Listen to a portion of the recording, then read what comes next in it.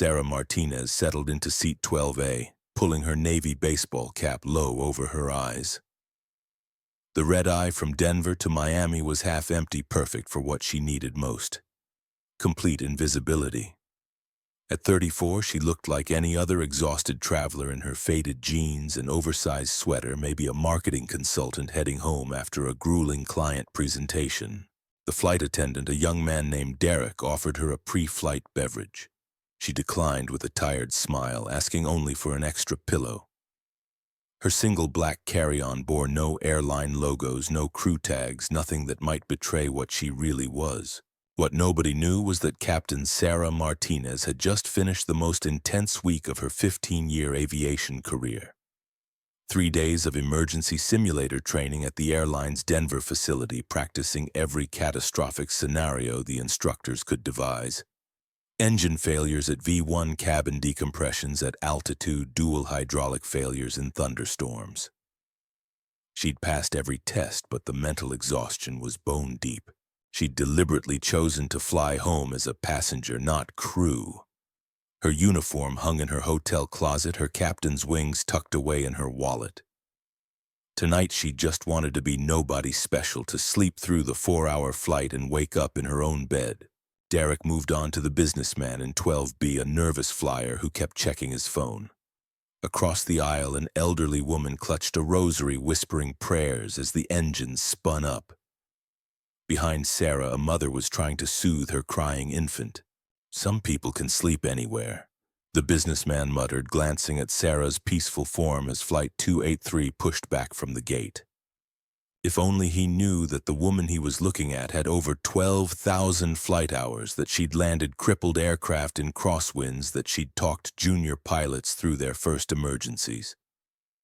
Sarah Martinez wasn't just any passenger. She was a guardian angel in disguise. The Boeing 757 climbed smoothly into the Colorado night. Outside the windows, Denver's lights faded into darkness as they reached cruising altitude. The cabin lights dimmed and most passengers settled in for the overnight journey to Florida. Sarah pulled her blanket up to her chin, adjusting her position against the window. She'd chosen 12A specifically. Quieter than the aisle, with the solid wall to lean against. To anyone watching, she looked like she might be a teacher, maybe a social worker. Someone who worked with people all day and was completely drained. The truth was far different. Lieutenant Colonel Sarah Martinez, United States Air Force Reserve. Former C-17 pilot with combat deployments to Iraq and Afghanistan. Current captain for Continental Airways with a spotless safety record. Tonight she was just another tired passenger. But sometimes the universe has other plans. 2 hours into the flight, Captain Robert Hayes felt the crushing weight in his chest. At 58, he'd been flying for Continental Airways for over 20 years, but tonight something was wrong. His left arm tingled with numbness and sweat beaded on his forehead despite the cool cockpit air. "Bob, you okay?" First Officer Amanda Chen asked, noticing his labored breathing. Hayes gripped the yoke tighter, trying to push through the pain. I think I'm having a heart attack." The words hung in the cockpit like a death sentence. Chen, only 28, with barely 3,000 flight hours, felt her world tilt. She'd never flown as pilot in command through anything more challenging than light turbulence. "I need you to take control." Hayes gasped before slumping forward, his breathing shallow and irregular. Chen's hands trembled as she took the controls.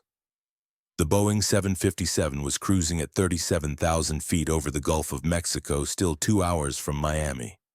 But her problems were just beginning. The weather radar painted a terrifying picture ahead. A massive storm system had exploded along the Florida coast, spawning tornadoes and golf ball-sized hail. What had been forecast as light rain had become a meteorological monster. In Miami Center, Continental 283. Chen radioed, her voice tight with stress. "We have a medical emergency. Captain is incapacitated, requesting immediate clearance to nearest suitable airport." Continental 283, Miami Center copies. Nature of medical emergency: a pilot incapacitation due to suspected cardiac event. First officer assuming command. In the cabin, passengers dozed peacefully, unaware that their lives now hung in the balance. Sarah remained curled against her window, her trained ears picking up subtle changes in engine sound and aircraft movement even in sleep.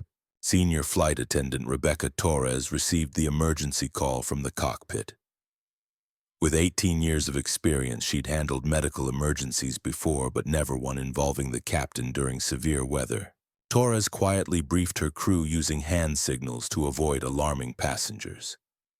They began securing the cabin, checking that seat belts were fastened and overhead bins were closed. "How bad is it up there?"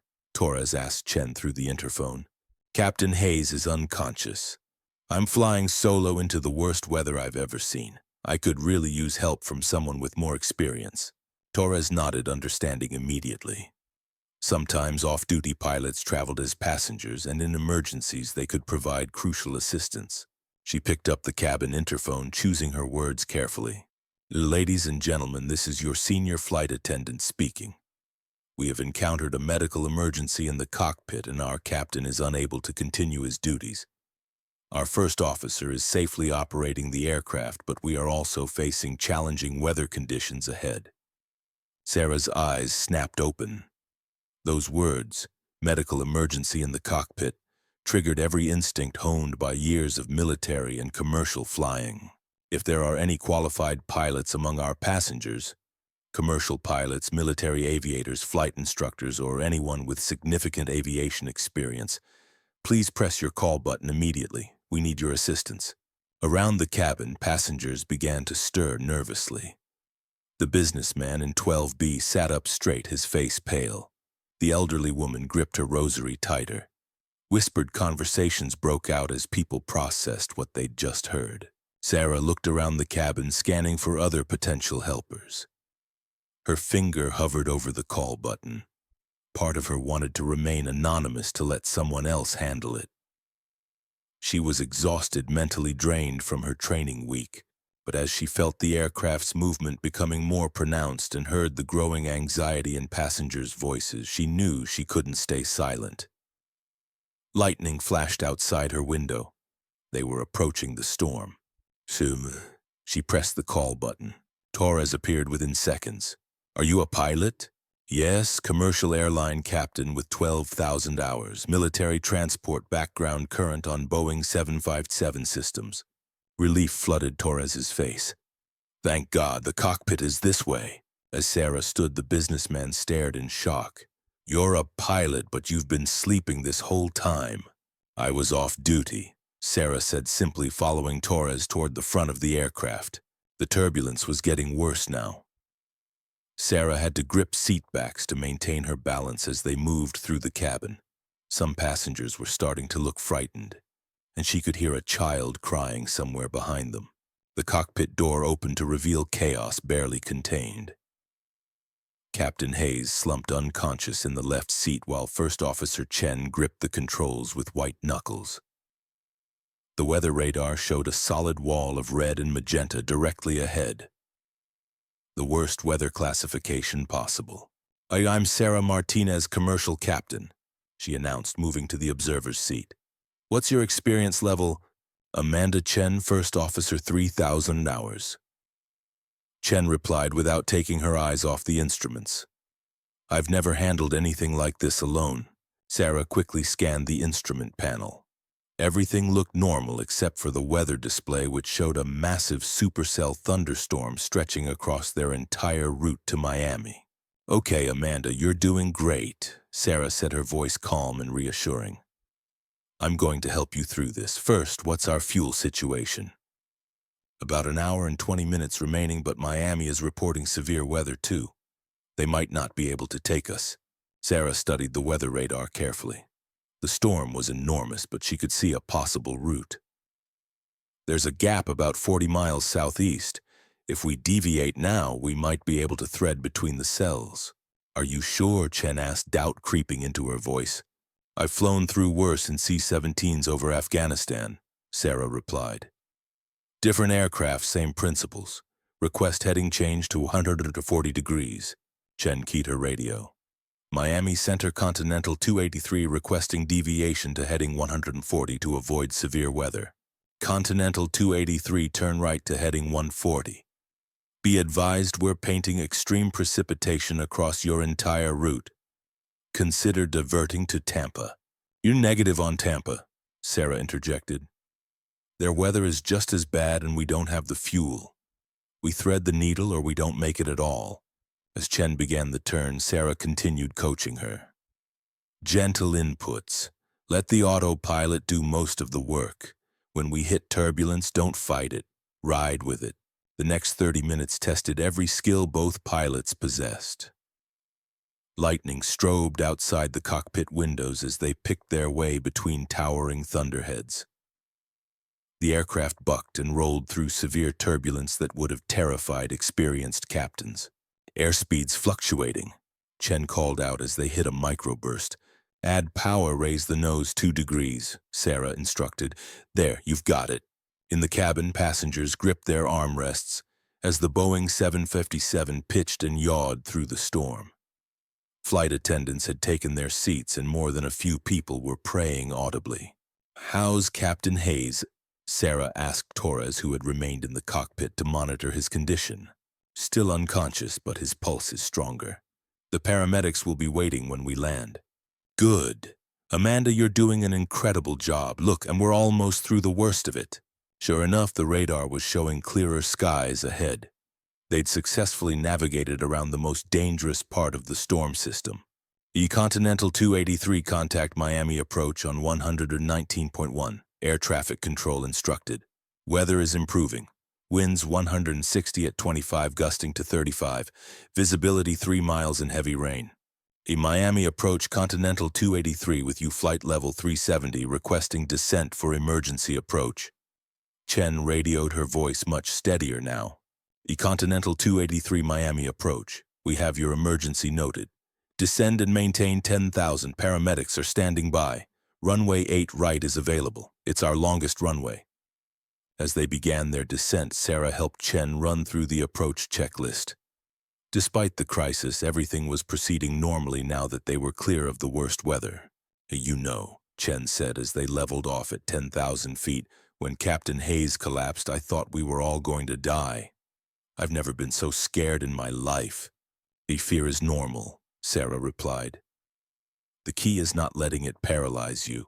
You kept flying the airplane, called for help, and accepted assistance when it was offered. That's exactly what you should have done. But I'm just a first officer. I'm not ready to be a captain. Experience doesn't come from your rank, Sarah said. It comes from how you handle moments like this. Today you probably learned more about flying than in your previous year of normal operations. As they continued their approach, lightning still flickered in the distance, but the worst of the storm was moving inland. Miami's lights began to appear through the rain-streaked windscreen. Continental 283 turn left heading 082, descend and maintain 3,000 Cern. You're cleared for ILS approach to runway 8 right. Left SO80 down to 3,000 cleared, ILS 8 right. Chen acknowledged, her confidence growing with each successful radio call. Sarah noticed how much more professional Chen sounded now. The crisis had forced her to mature as a pilot, and she was handling the approach like a seasoned captain. There's the runway, Chen announced as they broke through the clouds at 1,000 feet. Beautiful approach, Sarah said, just like you practiced in the simulator. Chen smiled for the first time all night. Except the simulator never taught me how to handle a heart attack and a thunderstorm simultaneously. That's why we help each other, Sarah replied. No pilot succeeds alone. Flight 283 touched down on Miami's runway 8. Right at 5:47 a.m., the landing so smooth that some passengers applauded. Emergency vehicles raced alongside as they rolled out their red and blue lights, cutting through the pre-dawn darkness. Continental 283 contact ground on 121.7. Emergency crews are standing by at gate B12, the tower controller said. As they taxied toward the gate, Sarah felt the familiar satisfaction of a crisis handled well. But more than that, she felt pride in how Chen had performed under impossible pressure. You know, Amanda, she said as they approached the gate, You didn't need me as much as you thought. You had everything under control before I even got to the cockpit. I couldn't have done it without you, Chen insisted. When I heard that announcement asking for pilots, I was praying someone would respond. I just never expected it to be the woman who was sleeping in 12A. Sarah laughed. That's the thing about emergencies. They don't wait for convenient times. Sometimes help comes from the most unexpected places. Paramedics boarded as soon as they reached the gate, quickly stabilizing Captain Hayes before transporting him to Miami-Dade General Hospital. His vital signs were strong, and the lead paramedic said his prognosis was good. As passengers deplaned, many stopped to thank both pilots. The businessman from 12B shook his head in amazement. "Ma'am, I owe you an apology. When I saw you sleeping, I assumed you were just another tired passenger. I had no idea you were a pilot." "That was the point," Sarah replied with a smile.